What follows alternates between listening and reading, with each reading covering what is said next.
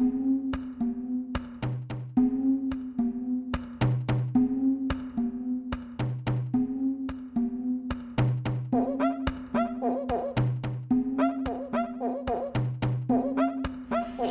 visi, aš gyvenu Tauragėj. Tauragėj yra darželis Ąžuoliukas ir ten dirba auklėtoja Vilija Jurkuvienė.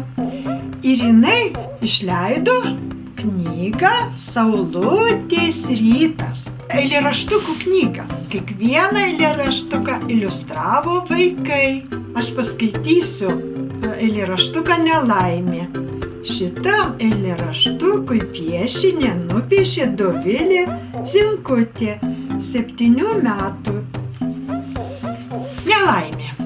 Pažiūrėkit, kas nutiko. 2 dantukai man iškrito. Liko tarpas tarp kitų.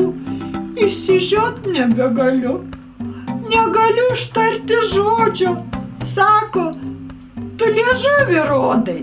O blogiausia iš visų, kad likau aš švepliuku. Nei kalbėti, nei kramtyti. Nežinau, ką man daryti. Tarp dantukų baisi skylė, tartum medyje drevė. Pasakyki man, mamyte, kada gali jie išdygti, sveikutėliai ir tvirti, ir labai, labai balti.